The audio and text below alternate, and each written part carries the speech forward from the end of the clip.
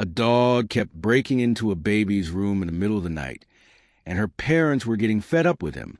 They shooed him out. He came back in, over and over, until they finally understood he wasn't being difficult at all. Glastonbury, Connecticut. Kelly and Jeff Dowling had an 8-year-old Boston Terrier named Henry, the kind of dog who usually put himself to bed early and kept to himself, barely making a sound most nights. Their daughter was 9 months old, sleeping in a nursery down the hall, recovering from what everyone assumed was just an ordinary cold, a little congested, a little fussier than usual, nothing that seemed like cause for real worry.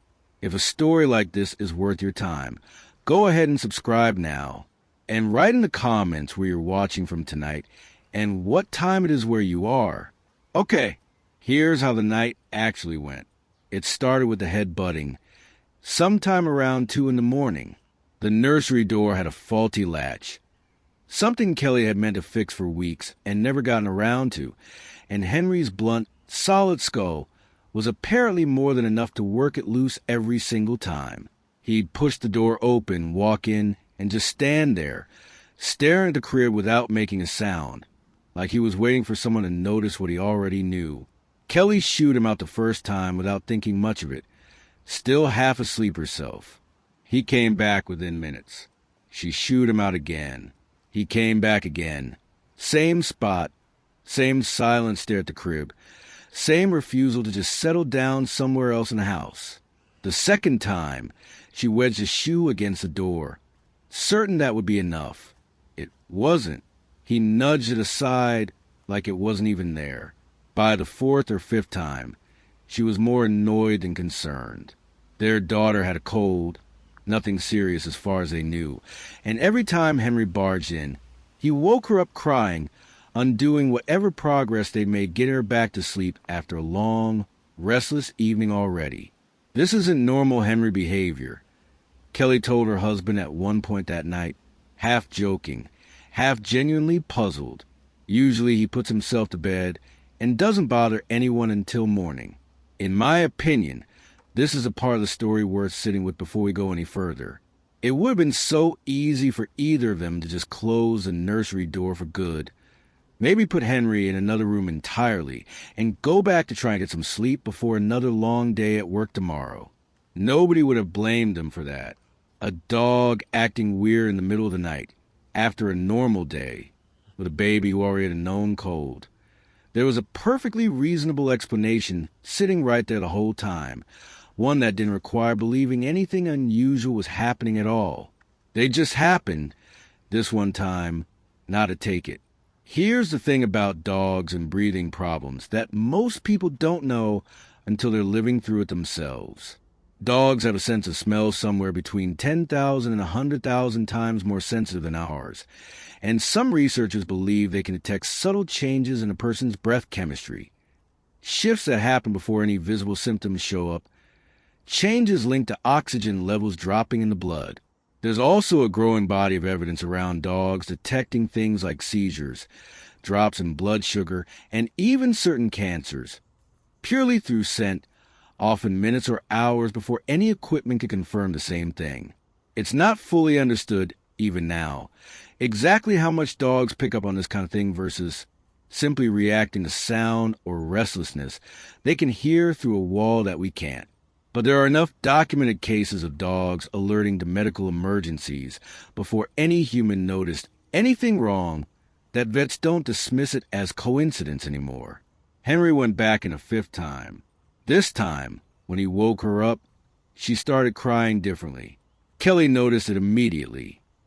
There was something wrong with the sound of it, something that didn't match the ordinary fussy cries she'd been hearing all night. She picked her daughter up and carried her downstairs to get a better look, still not fully sure what she was reacting to. That's when she saw it properly, under better light. She wasn't clearing her airway. She'd started to turn blue and go rigid, really struggling, unable to pull in air the way she should have been able to. Kelly said afterward she could still hear the sound of it if she let herself think about it too long. Not a normal cry at all. I don't know exactly what would have happened if Henry had given up after the third or fourth time, getting shooed away. Maybe nothing different. Maybe everything. Nobody can answer that with certainty. And it's the kind of question that probably crossed Kelly's mind more than once in the days afterward. He had to have known, she said later, trying to explain it. Or maybe smelled something. Or heard something. She still doesn't fully know which, and neither does anyone else who's looked into it since. Jeff and Kelly moved fast. Someone called for help while the other worked to keep their daughter breathing, tilting her, patting her back, running through every instinct either of them had picked up from a parenting class months earlier that had never once felt urgent until exactly this moment. Every second between first sign of trouble and getting her into a car felt longer than it actually was. That specific kind of stretched, slow-motion panic that only shows up when a child can't breathe properly and you're the only one who can do anything about it. Doing everything new parents are taught to do in exactly this kind of emergency and hoping desperately it was enough. It was. At Connecticut Children's, a doctor worked to suction out the congestion that had been blocking her airway, the actual physical cause behind everything that had just happened. Nothing exotic, nothing that needed a dramatic diagnosis, just enough built-up mucus from an ordinary cold to briefly cut off a 9-month-old's air supply.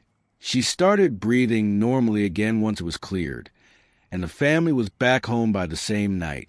She was fine, completely fine, as it turned out.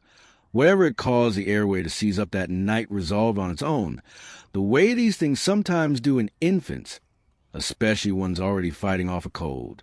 But fine only because someone had caught it in time, and the someone who caught it wasn't either of her parents. Kelly posted about it afterward, mostly processing out loud the way people do after a night like that, still shaking a little as she typed out at the kitchen table.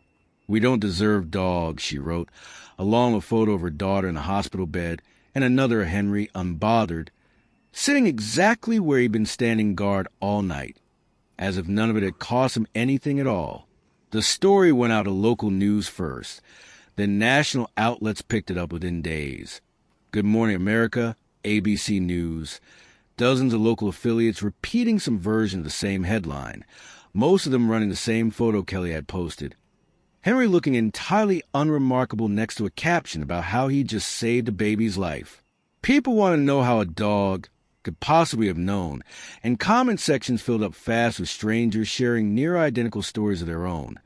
A dog pawing at a chest right before a heart attack. A dog refusing to leave a child's side tonight before a seizure nobody saw coming. Veterinarians interviewed for the coverage mostly gave the same honest answer. Probably some combination of scent, sound, and instinct we don't fully have the tools to measure yet, layered on top of a bond between the dog and the baby he'd apparently decided was his responsibility to watch over. Henry, for his part, went back to being exactly the dog he'd always been, mostly. Quiet during the day. A fan, apparently, of watching wolf documentaries on National Geographic. Still obsessed with watermelon. Still happiest curled up against whichever family member sat still long enough. Jeff put it simply afterward.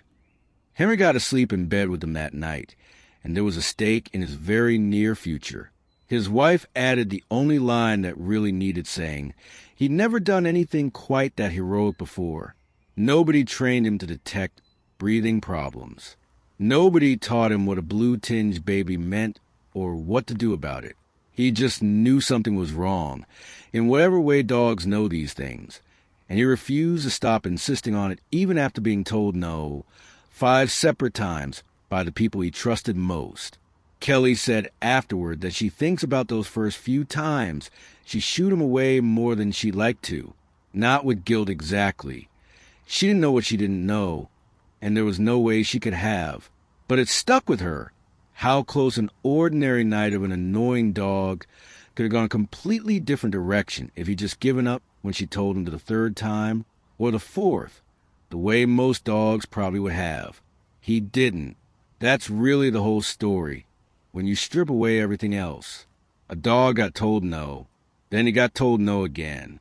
Then a 3rd time, a 4th, a 5th, and somewhere in there, most dogs were just given up and gone back to bed. the way Henry always had on every other ordinary night before this one.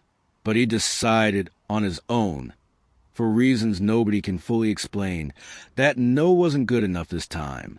That whatever he was picking up on through that door mattered more than being scolded, more than being physically pushed back out of the room over and over. 5 times. That's what it took. 5 times of a dog being told to leave, and choosing instead to stay exactly where he thought he needed to be, right below what you think Henry actually sensed that night. Subscribe if this one got to you. Thanks for listening. See you in the next one.